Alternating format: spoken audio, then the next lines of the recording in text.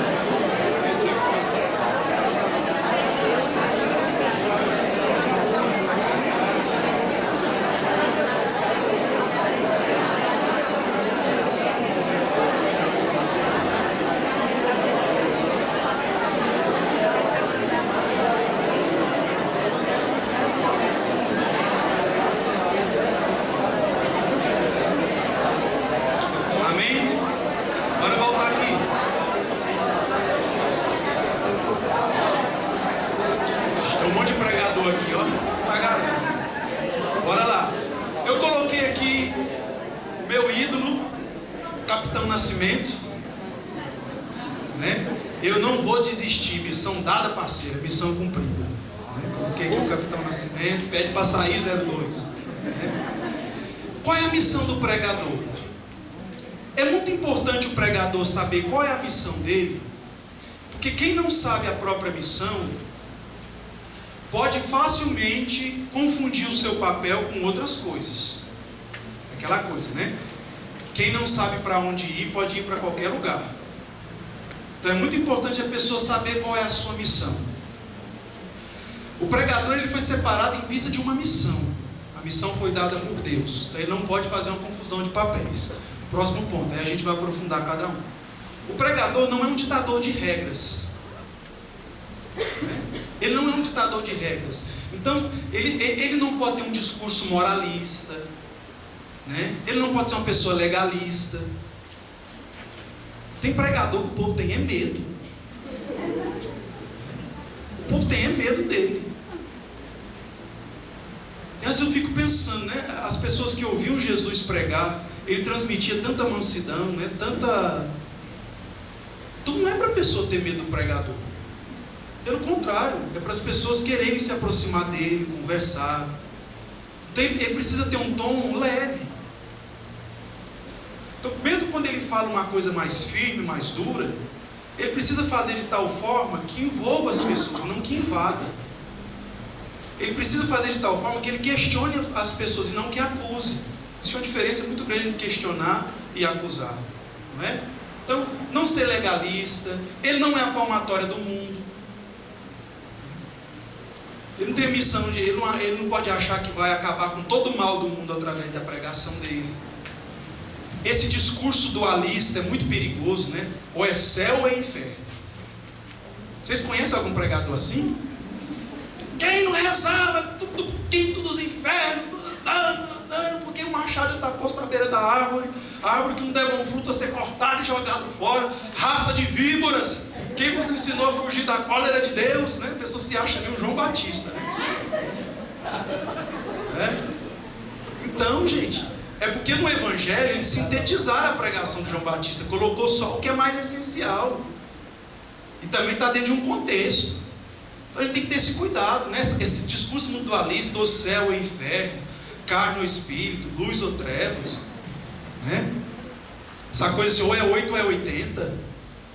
Peraí, às vezes tem coisas que não é 8 nem 80. Peraí, vamos encontrar aqui um meio termo aqui, né? Falta de misericórdia, discurso acusativo, fundamentalismo. E isso demonstra por parte do pregador uma falta de autoconhecimento. Porque se ele se conhecesse, ele não teria um discurso como esse. Se ele se conhecesse, ele não teria um discurso como esse. Porque ele sabe da fragilidade dele, ele sabe que ele foi alcançado pela misericórdia. Se Deus foi capaz de alcançar um pecador como eu, Deus pode fazer na sua vida também. O discurso do pregador tem que ser esse. E o Papa Francisco tem muito a nos ensinar, não é? O Papa Francisco tem muito a nos ensinar, né? O catedrático, o pregador, a missão dele não é dar lições profundas de teologia. Se alguém quisesse ter lições profundas de teologia, ia fazer um curso de teologia, ou ia fazer FB, ou sei lá, qualquer outra coisa, não é? A missão dele não é dar um curso de teologia, não é dar lições profundas de teologia. Ele não deve ter a pretensão de esgotar o assunto, aquele português rebuscado que ninguém entende. Eu tive um professor na faculdade que dava aula de filosofia contemporânea, mas dava era raiva. Eu lembro que logo no início do semestre, a gente iniciando, né, a pesquisa científica, ele chegou na aula e disse assim: então, partindo do pressuposto da mensagem subjacente em questão, o indivíduo previamente determinado nos insere em realidades metafísicas preconizadas pelo sistema vigente do século XVII, século XVIII. E do que é que esse macho está falando? Pelo amor de Deus! E ele se achava assim o máximo. Então tem gente que acha que obscurantismo é sinal de conhecimento, de inteligência, de sabedoria, é sinal de ignorância. Porque quem realmente sabe, fala com simplicidade. Falar com simplicidade é próprio de quem sabe, de quem domina um assunto. Quando a pessoa começa a deixar a coisa muito obscurantista, muito complicada demais, pode questionar, viu? Se a pessoa realmente está dominando o que está dizendo. Um conteúdo denso e científico faz os ouvintes se sentirem ignorantes diante dele. O doutor sabe tudo, como se ele tivesse resposta para tudo. Gente, é ótimo de vez em quando a gente dizer o seguinte: não sei. Quem disse que eu preciso saber tudo? Quem disse que eu preciso ter resposta para tudo? Não sei. Se eu tiver paciência, se você tiver paciência, eu posso ir atrás e te dizer, mas hoje eu não sei. Tem pregador que acha que isso aqui é fraqueza. Fraqueza é não reconhecer que tem coisa que você não sabe, porque não sabe mesmo. É melhor reconhecer que não sabe do que falar besteira. Próximo. Pronto, querigma ou catequese. É importante fazer essa distinção. Existem diferenças fundamentais entre o pregador e o ministro de ensino, tanto no método como no objetivo. Próximo. Vamos lá. Como é o pregador? O pregador, ele é criativo, breve. Aqui eu coloquei o Moisés, né, entre duas cadeiras, está pregando um congresso de jovem. Então ele queria falar sobre a conversão, a necessidade da pessoa se decidir por Deus. Então ele colocou duas cadeiras, pôs o pé direito numa cadeira, o pé esquerdo noutra cadeira, e as duas juntas. E ele começou a dizer: olha, gente, no início a gente acha que consegue conciliar entre Deus e as coisas do mundo, mas vai chegar um momento que as duas cadeiras, né, as coisas vão se afastando uma da outra, e vai abrindo, que vai chegar uma hora que você precisa tomar uma decisão. Ou você escolhe Deus, aí ele vai, ou você escolhe o mundo e o pecado. Porque vai chegar uma hora que você não vai conseguir mais. O que vai acontecer? Você vai cair e não vai escolher nada. Vai cair no mundo, normalmente. Então isso é uma forma criativa. Ele queria impactar os jovens, queria chamar a atenção, foi o modo como ele encontrou. Então o pregador deve ser criativo, breve, ele deve ter preoroforia, outra palavra grega que significa convicção. Preoroforia, ele deve ter convicção, falar com convicção. Porque ele experimentou, ele sabe do que ele está falando. Ele deve ter uma presença marcante, deve ser carismático, né? Ele deve convencer as pessoas, deve ser entusiasmado, deve ser sensível, deve ter parresia. E a missão dele é converter as pessoas. A missão do pregador não é convencer por um argumento racional muito elaborado. Até porque não dá tempo de fazer isso numa pregação. A principal missão da pregação é o querigma. É o querigma. Numa pregação tem informações, tem conteúdo? Tem. Mas o objetivo, o conteúdo é sempre para um objetivo maior, que é levar as pessoas a terem uma experiência de Deus. É converter as pessoas. Próximo ponto. O ministro de ensino. Eu coloquei a Emi porque para mim assim é um ícone, né, de catequista. Com a profundidade, com a simplicidade, ela parece que pega a gente pela mão e vai nos introduzindo no mistério, né? Com muita simplicidade. Então o ministro de ensino ele deve ser profundo, exatamente porque ele vai lidar com um conteúdo mais denso, ele vai ter mais tempo. E normalmente quem vai participar de um momento de ensino é porque a pessoa quer aprender. É ou não é? Vocês saírem da casa de vocês depois de um dia de trabalho para vir aqui porque vocês querem aprender. Então normalmente a pessoa tem mais paciência para ouvir quem está ensinando. Então o pregador ele tem tempo de ser mais profundo, de ser mais minucioso, de descer em mais detalhes, de argumentar mais. Ele é um mestre da fé. Então deve ser alguém que tenha uma clareza de fé muito grande, maturidade humana, ortodoxia, ou seja, deve ser uma pessoa que tem uma fé reta, né? Apoiado na fé da igreja, não em teorias teológicas, mas na fé da igreja. Ele é mais sistemático. Enquanto o pregador parece uma metralhadora, ele diz um monte de coisa e não aprofunda nada. O pregador, o catequista, ele é mais sistemático. Ele vai fundamentando mais o que ele está dizendo, ele vai argumentando mais o que ele está dizendo. Ele é mais paciente, então tem as perguntas, né? E como ele vai ensinar, então ele tem que ter mais paciência com as dúvidas dos outros.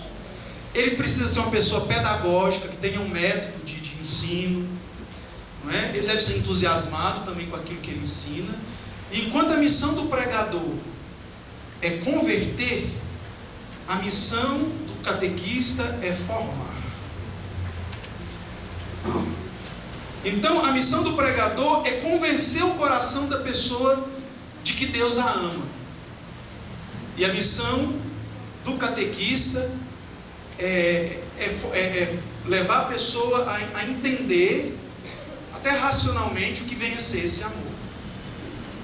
Enquanto a missão do pregador é convencer o coração, levar as pessoas a aderir, né? Aliás, convencer o coração das pessoas, o catequista, a missão dele é levar as pessoas a aderir racionalmente àquilo que o coração acolheu.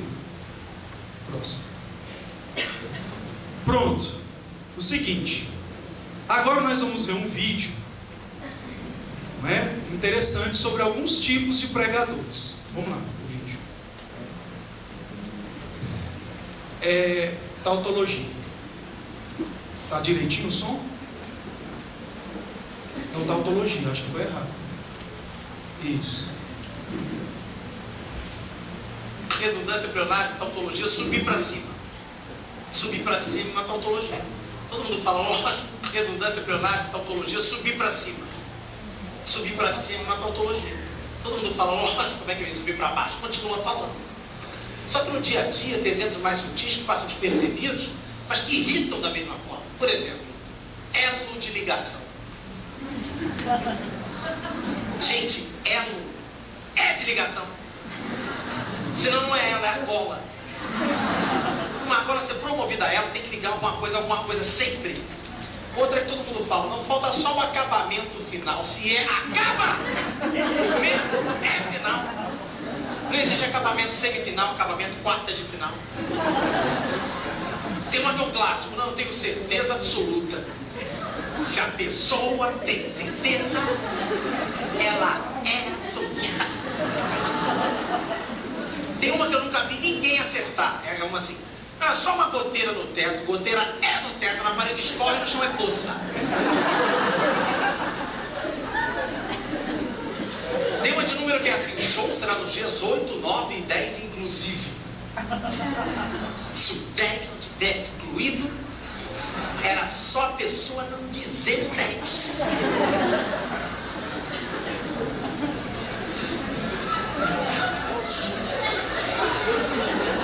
Divida o melão em duas metades iguais. Se é metade, é na Maria Braga. É igual. Mas eu estava num dia desses, ouvindo muito tautologia de um lado, tautologia do outro, não queria contar com o externo, não queria falar com ninguém. O que eu fiz? Cheguei em casa, tive a secretária eletrônica, fui fazer um miojo para mim. Sentei para ver um telejornal. Na primeira matéria o repórter mandou, mas o projeto já foi encaminhado por um vereador da cidade. Vereador é cidade. Não existe vereador da rua, da praça, do bairro. Como não tem sentido aquela placa prefeitura municipal, e no Brasil toda prefeitura é do município. Eu fui até lá, comentei o miojo, mudei. Na matéria seguinte, lá veio outro repórter. Os carros forem sair da cidade no feriadão, tem outra alternativa. Se é alternativa, é outra. Se não é outra, é a mesma. Se é a mesma, não é alternativa. Entendeu? Então, na verdade, achei que eu estava muito tempo em casa. Precisava me ocupar. Resolvi trabalhar. Onde? Numa biblioteca, lugar de gente culta, a gente fala pouco. Liguei para me inscrever. A moça que me atendeu falou, olha, temos até uma vaga. Mas o senhor tem que comparecer pessoalmente.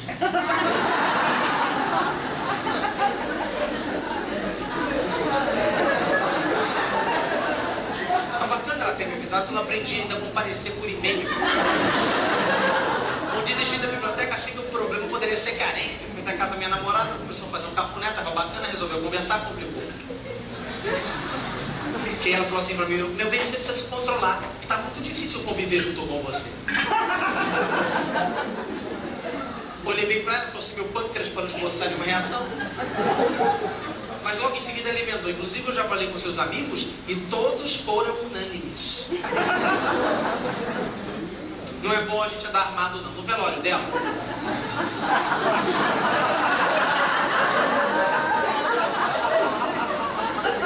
Meus amigos acharam que eu precisava de auxílio médico. Fui até um psiquiatra. O doutor, estou com um problema. Ele, calma, seja qual for o seu problema, você tem que pegá-lo e encarar de frente. Eu me dei alta em 5 minutos. Que encarar! De frente! Não existe cara de costas, se existisse ele embundar, sei lá. Sai de lá achando que o problema poderia ser espiritual. Tem na primeira igreja que vi, me ajoelhei e falei, Frei, me salve de tudo. Eu já curei aqui uma multidão de pessoas. Na impossibilidade de dizer ao cristão, tipo Frei, multidão de vaca é foda. Falei nada. Frei achou que eu estava duvidando dele. Falou, isso é um fato real. Isso é fato. Isso é fato. É real. É real. Mas não, isso é um fato real. Você precisa sentir a presença de Deus. Aquela surpresa inesperada. Desmaiei. Aí quando ir no hospital, uma doce enfermeira olhava pra mim e dizia, olha, você passou a noite inteira na UTI, mas já está no quarto e pode ir embora assim que amanhecer o dia. Voltei para a UTI. Aí eu saí do hospital e me curei. E eu descobri que o negócio é desabafar. Que bom. Então quando alguém fala uma tautologia perto de mim, eu grito, fico bom na hora. É mesmo? É mais ou menos uns gritinhos, não. Não, você grita alto, né? Eu grito alto. Grita alto!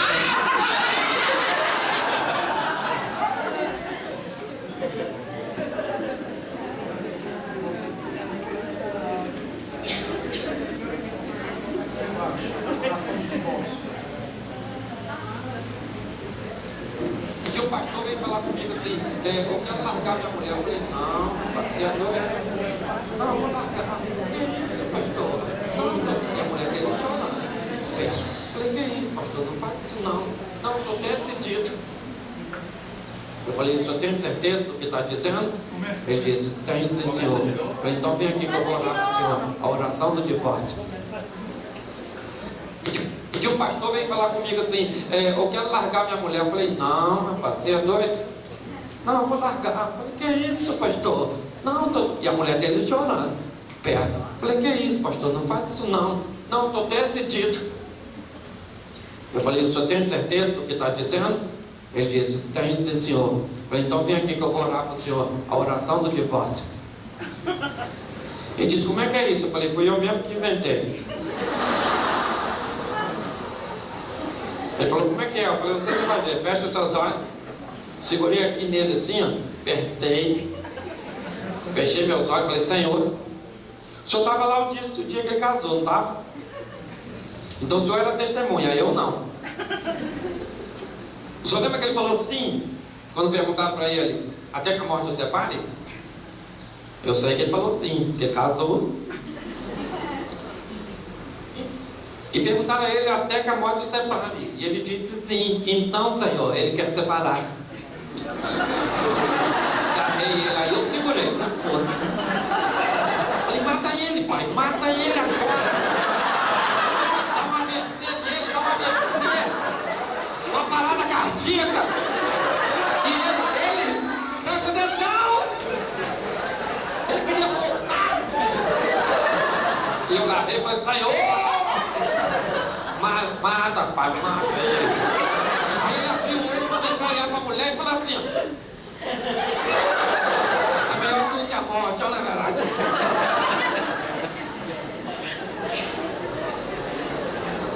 Você está rindo, mas o assunto é sério.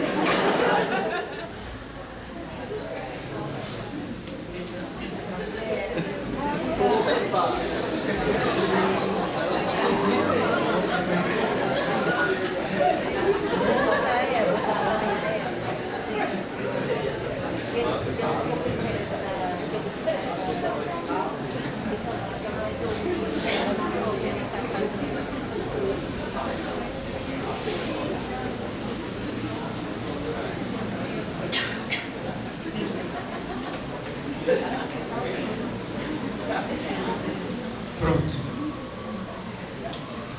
Então, eu coloquei esses dois vídeos para vocês descansarem um pouco, né, da minha voz, acordar, rir um pouquinho.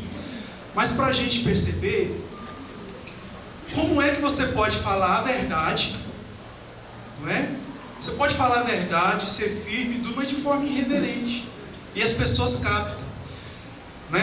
A intolerância à tautologia, né? A gente sabe que o stand-up é um gênero de comédia que já é muito usado nos Estados Unidos há muitos anos e no Brasil vem crescendo muito nos últimos 10, 15 anos, né?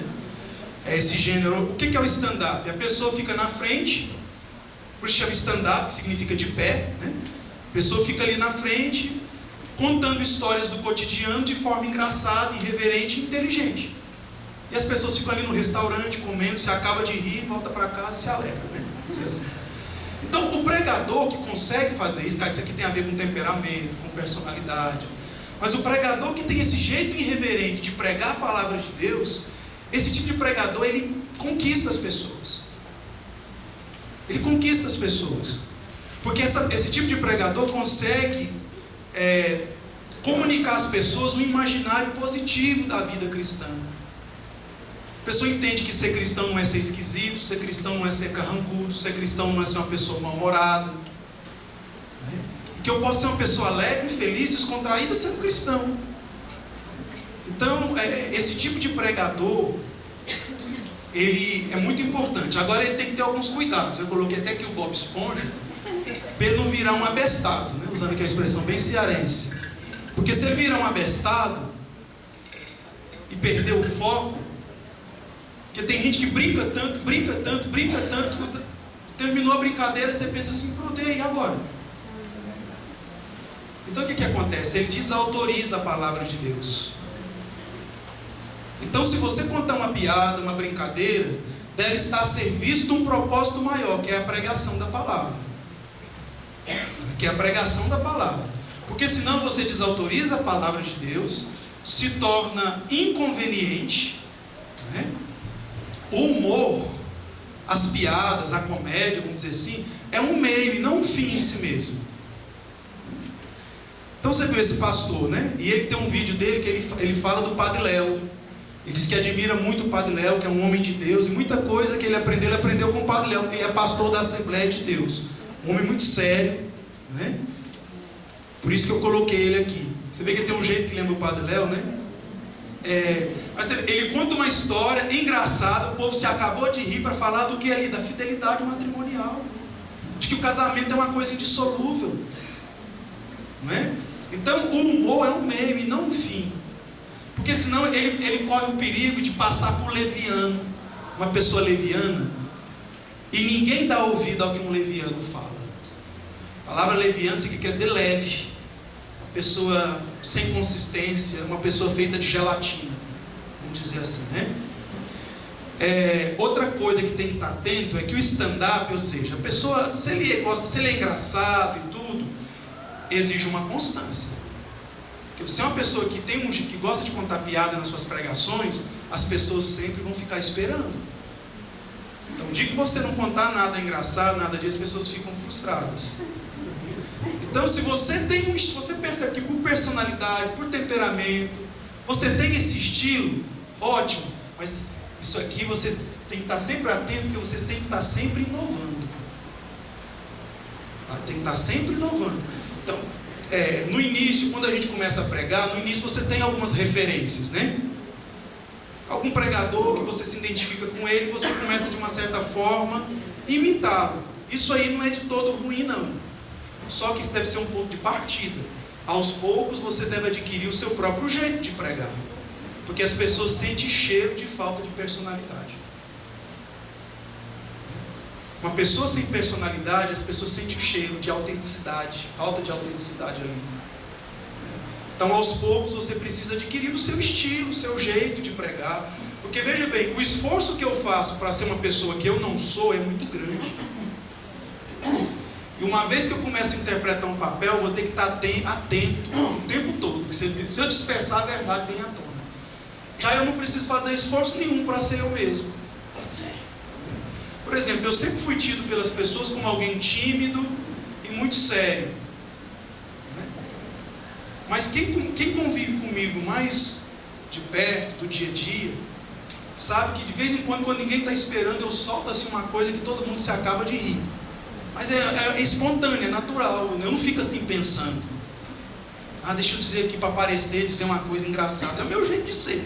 As pessoas me têm como alguém sério, calado, de repente na mesa, está numa refeição, quando ninguém está esperando, eu solto aquela, que chama as pérolas do Rodrigo, né? Eu solto assim uma coisa que todo mundo se acaba de rir. E isso faz uma diferença muito grande nas minhas pregações. Não é?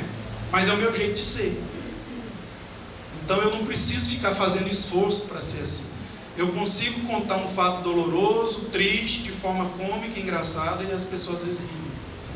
Isso é muito espontâneo. Eu acho que eu peguei do meu pai. Meu pai era muito assim também, né? E outra coisa, uma coisa que tem muito cuidado, não expor ninguém. Porque às vezes você conta ali uma piada, todo mundo ri, você transmite a mensagem, mas aí chutou o evangelho, chutou tudo, né? Porque acaba assim, foi sem caridade nenhuma com uma pessoa que estava ali no meio na assembleia de repente. Então tem que ter esse cuidado. Próximo. Vamos colocar um vídeo? Vamos lá. O último. Preste atenção, tem que ler a legenda, porque senão não fica engraçado. Salve os irmãos com a bendita paz do Senhor. E a fartura de alegria está na casa do Senhor. Ali a Bíblia fala que tiver 13 no meu nome, eu estou lá para exaltar e para louvar e agradecer a Deus. A Bíblia diz que Isaac apresenta o morto com Cristo. Moisés apresenta. Ali a Bíblia fala que Moisés é cheio do poder do Espírito de Deus. A Bíblia fala que Moisés bateu que o cavalo bateu com a vara no mar, e o mar se abriu, que Deus falou para ele naquele dia. A Bíblia fala também, irmão, aleluia. Irmão, e Deus falou ali para Moisés. Moisés, Moshe, tira a sandália do teu pé, porque até aqui do pé é santa, Moisés. Ali Deus usou Moisés naquela hora. Disse, Moisés, realmente, na presença de Deus. Ali a Bíblia diz também, falou em Samuel respondeu e disse, fala, Senhor, porque teu servo ouve. A Bíblia diz também, ele fala, Elias morto com Cristo. A Bíblia fala, morto com Cristo, Elias. A Bíblia diz também, fala, que Deus ali, ao mundo de tal maneira, filosofia de gênero, para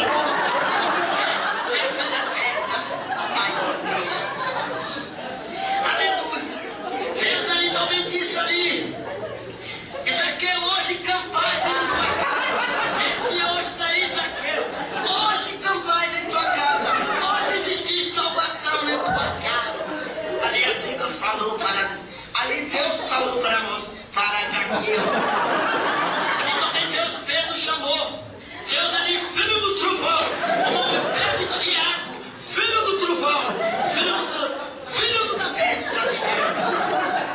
Ali também Deus apresenta, Moisés, Daniel apresenta Deus de justiça, porque Deus orava, Daniel orava 3 vezes, porque esperava a bênção de Deus. Ali Deus também falou para Davi, servo meu, seja mantido comigo. Nova criatura em tudo se fez novo. Eis o Cordeiro de Deus, aquele que tira pecado. João capítulo 1,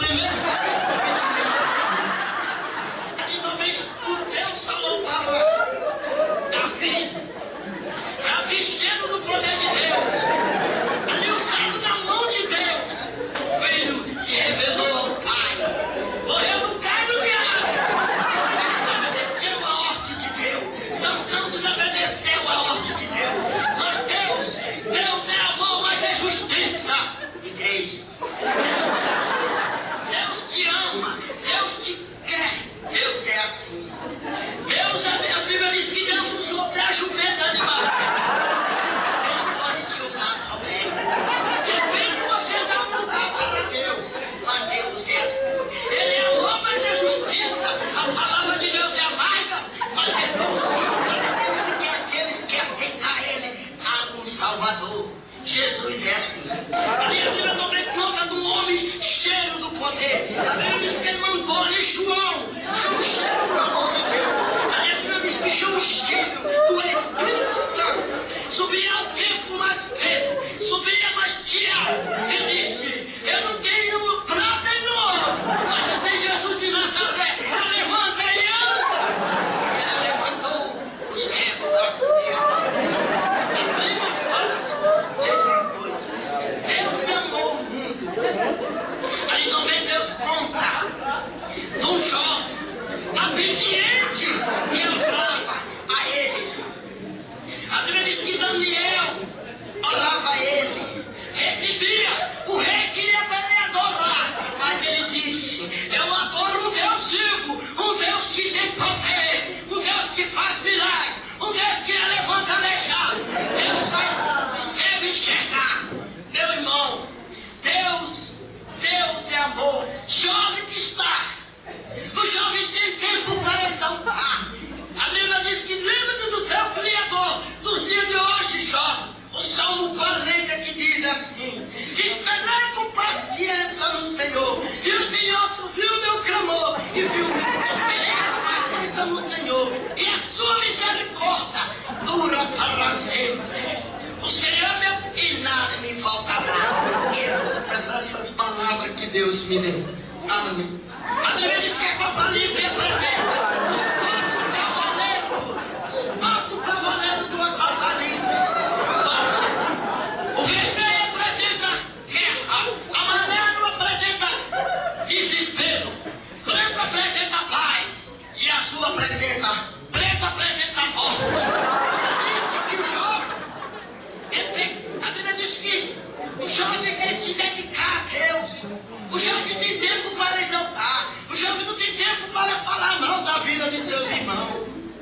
O crente, ele exalta a Deus.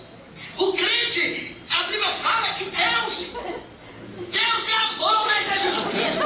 Jovem, lembra do teu Criador nos dias de hoje, da tua mocidade. Ali Jesus morreu no clavado, ali morreu naquela cruz, para mostrar os pecados. Jesus gosta do crente que tem amor. Pode falar até na Liga dos Anjos. Se você não tiver amor, na Liga você vai buscar. João 11:35, Jesus chorou por nossos pecados. A Bíblia diz que chora. Deus destruiu Sodoma e Gomorra. Porque que ali existia um pecado. E se só tiver 10 pessoas me adorar, eu não destroio tua cidade. Mas ele colocou a família de Jó. Só a família de Jó não tinha. Mas Deus destruiu, porque não existia viado, existia tanto tempo. Mas Deus destruiu. A lágrima do Senhor, do dilúvio ali, foi. Destruiu como uma 40 dias e noite de chuva, porque foi a lágrima do Senhor. Destruiu aquela cidade, porque Deus ama o pecado.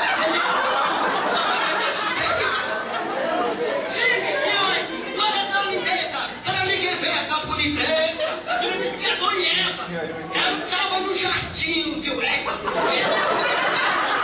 Aquele jovem, aquele que amava Deus. A Bíblia fala que Eva era uma mulher muito bonita, mas a Bíblia, eu acho que ela tem uma relação. Eu tenho pra mim, mas a Bíblia fala que uma árvore tão bonita ali, mas a Bíblia fala que ela saiu de uma costela de Adão. Ela saiu da costela de Adão. É uma coisa boa. Saiu do meu irmão.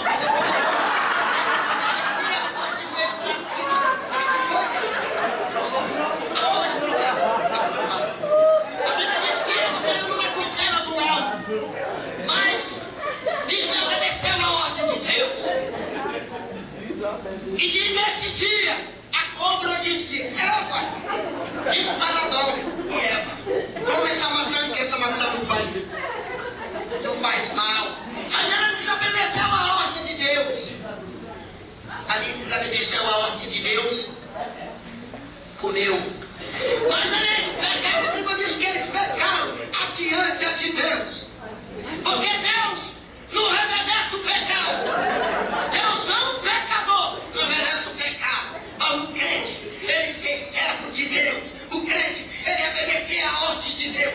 Se Deus mandar tu falar, tu fala. Se Deus mandar tu ir acular, tu vai. Porque Deus é amor, mas é justiça.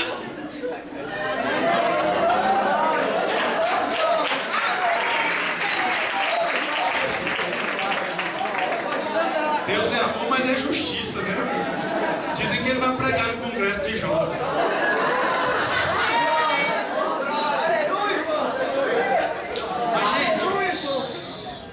Por que eu coloquei esse vídeo? É só pra gente rir, não. Agora é engraçado, né? Mas você viu a bagunça.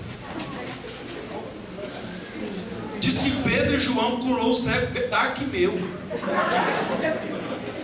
São passagens da Bíblia completamente diferentes. Então mistura tudo. Pega o Antigo Testamento, mistura com o Novo. Pega uma coisa que foi Jesus que disse e coloca na boca de uma outra pessoa. Não é? Que Davi é o cordeiro, que Deus ama o pecado. Então, a gente tem que ter muito cuidado, que é o seguinte: ser simples, mas não ser simplório, são coisas bem diferentes. A simplicidade é uma virtude, porque, como eu disse, é próprio de quem sabe falar com simplicidade, não é? Eu não digo que ninguém todo mundo assim tem que ser um professor Pasquale, né? Português assim impecável. Eu mesmo falo muito, às vezes não faço as concordâncias verbais, as concordâncias nominais corretamente. Às vezes você se dispersa, ou enfim, fala besteira mesmo, mas todos nós somos sujeitos a erros em português, tanto escrita como na fala. Mas assim, o mínimo, o básico, para que a pessoa consiga se comunicar de forma satisfatória, é preciso ter, não é? é próprio de quem sabe falar com clareza e simplicidade. A ignorância gera um discurso obscuro e confuso. Um discurso simplório pode desautorizar a palavra de Deus. Falar em nome de Deus e da igreja é coisa séria. Isso aqui eu fui atrás, não foi montagem não. No início eu fiquei tão assim, meu Deus do céu. Isso aqui deve ter sido um ator, alguma coisa. Não tem cabimento, não tem condições. Mas tem outros vídeos, aqui só está a legenda, tem outros vídeos desse mesmo camarada pregando. Você fica assim. Tanto que esse vídeo, um grupo de evangélicos entrou na justiça para poder tirar isso aqui do YouTube. Ah, mas meu amigo, caiu na rede. Já era, né? O povo já tinha baixado e postava de novo. Baixar e eles desistiram, né? Não tem o que fazer. Pronto. Primeira coisa que o pregador precisa estar atento é anunciar Jesus Cristo, depois o resto. Se nós anunciarmos Jesus Cristo, nós já vamos ter anunciado tudo ao povo, né? Então a missão dele não é anunciar regras, não é anunciar doutrina, não é anunciar a moral da igreja, não é anunciar a disciplina da igreja, nem as normas, nem uma figura histórica, nem uma ideologia. A missão dele é anunciar uma pessoa, Jesus Cristo. Durante a convenção Shalom em Roma, o Frei Raniero Cantalamessa disse uma coisa que eu achei muito interessante. Ele diz: quase todas as outras religiões dizem o que o homem deve fazer para ser salvo. O cristianismo é a única religião que diz o que foi que Deus fez para salvar o homem. Então eu não sei se você já saiu para aquelas evangelizações, né? Eu fui uma vez evangelizar numa paróquia, de porta em porta. A gente tinha que sair com umas pranchetas debaixo do braço, igual um agente do censo, né? Chegava na porta do povo: tem alguém aqui casado? Quantas pessoas aqui que não é batizado? Tem alguém aqui que vive amaziado? Meu povo, quem não tem experiência de Deus não está nem aí para sacramento não. Quem não tem experiência de Deus não está nem aí se é casado, se não é casado. O meu irmão mesmo vive junto há quase 10 anos. Eu fico rezando pela conversão dele para que um dia ele resolva se casar. Mas eu vou falar na cabeça dele para ele se casar, para quê? Ele não tem experiência de Deus, nem ele nem a mulher, não sabe o que é o sacramento, não sabe o que está recebendo. Para quê? Para viver em pecado? Viver em pecado porque ele já está vivendo. É muito melhor esperar ele ter uma experiência de Deus, para eles abraçarem o sacramento e saber o que está recebendo. Então a missão do pregador, mais do que transmitir a disciplina e as normas da igreja, é comunicar uma experiência viva com Jesus Cristo. Se a pessoa tiver uma experiência com Deus, ela vai fazer aquela pergunta simples: o que eu devo fazer para ser salvo? Aí entra a disciplina da igreja.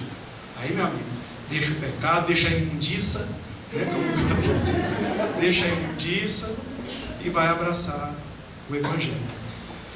Nós temos ainda 5 minutinhos. Alguém tem alguma pergunta, algum comentário? Dúvidas, dívidas, traumas, complexos, inquietudes? Eu não entendi bem a diferença entre ser simples e ser simplório. Exatamente, eu acho que não entendi o conceito de simplório. Certo. Simplório é isso aqui que a gente viu no vídeo, não é? Isso aqui é uma pessoa simplória. A pessoa não se vestir, a gente vai ver amanhã, não se vestir corretamente para a ocasião, ser inconveniente, sob o pretexto de simplicidade, acabar sendo assim. É porque na hora, a expressão que eu conheço, raso, até vulgar, né? Usar expressões às vezes até vulgar, né? Você vê aquela hora, Sodoma e Gomorra era cheio de viado, cheio de mundo. Como é que você falasse dessa forma numa assembleia, né? Então, e ser simples não. Ser simples é você saber quem você é, conhecer o seu papel, não querer ser mais e nem menos do que você é, né? Eu acho que pelo menos é essa distinção que eu faria. Não sei se alguém tem uma distinção melhor entre ser simples e ser simplório. Às vezes a gente acha que está sendo simples, está sendo mal educado. Está sendo mal educado. Acha que está sendo simples e está sendo vulgar. Mais alguém? Algum comentário, alguma dúvida?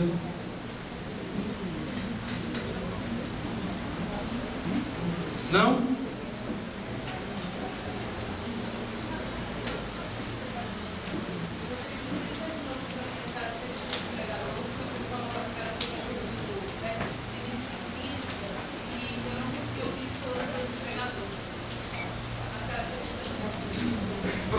ele é entusiasmado. Pode voltar, né? Volte aí. Pronto. Isso, ó. Criativo, breve. Todos esses elementos vai estar no livro. Tá certo? Assim, só aquelas marmotas que eu falar aqui no meio não vai estar, né? Mas a maior parte do conteúdo que está aqui, você vai encontrar no livro em cada capítulo. Tá certo? Por isso que eu não parei tanto para copiar. Tá bom? Ah, tinha mais uma pessoa que levantou aqui, né? Como é para você dar uma pregação diante de uma crise pessoal? Uma boa pergunta. Como é para mim dar uma pregação diante de uma crise pessoal? Uma boa pergunta. Aquele livro Amor de Deus, né? Que todo mundo sabe desse livro, só quem não estava no curso, né? Um livro da minha autoria que estava aqui para vender, mas acho que acabou. Esse livro Amor de Deus, quem lê esse livro não acredita no estado psicológico, espiritual, emocional e humano. Eu estava no auge da minha estafa, no auge da depressão, com síndrome do pânico, com insônia, tomando remédio fortíssimo para dormir, não conseguia, né? Aonde parece que tudo escureceu e eu não conseguia enxergar um palmo na frente do meu nariz, né? E eu escrevia não para publicar nada, eu escrevia para tentar me convencer de que Deus me amava e de que Deus estava comigo naquela situação. E foi justamente nesse momento de grande sofrimento, de grande dor, que saiu esse livro, O Amor de Deus, e que todos os dias eu recebo um testemunho diferente, que eu fico assim impressionado com a capacidade desse livro de alcançar as pessoas. Então, o seu entulho pode ser o maior trunfo numa pregação. Às vezes aquele momento em que você está mais sofrido, aquele momento em que você está mais marcado, às vezes por fragilidades, por pecados, vai ser o dia em que você vai ser mais usado por Deus. Porque aonde abunda o pecado, superabunda a graça. Que pode ser pecado, que pode ser fraqueza. Ah, Rodrigo, então quer dizer que eu só anuncio o que eu vivo? Não. A medida não sou eu. A medida é o Evangelho. A medida é Jesus Cristo. Então eu sempre vou anunciar muito mais do que eu sou capaz de viver. Estou sendo hipócrita? Não. Porque o fato de eu não estar conseguindo viver plenamente aquilo que eu estou pregando naquele momento, não me dá o direito de tirar das pessoas a oportunidade de viver. Não me dá o direito de tirar das pessoas a oportunidade de viver. Então eu vou continuar pregando, mesmo que hoje eu não esteja conseguindo viver. Quantas vezes eu fui falar sobre vida de oração e aquilo fez tão bem para a pessoa e eu estava passando por uma aridez imensa. Eu não estava conseguindo rezar. Né? Aquilo que Santa Teresa d'Ávila diz: quando não acreditei, fiz tudo como se acreditasse. Quando não tinha esperança, fiz tudo como se tivesse. Será que isso não é fé? Você não está enxergando nada e fazer tudo como se estivesse enxergando? Né? Então não é os meus afetos, não é o meu humor que vai ditar como é que eu devo pregar naquele dia, mas é a certeza de que existe uma eleição de Deus na minha vida e tem um olhar de Deus sobre mim. Tá bom?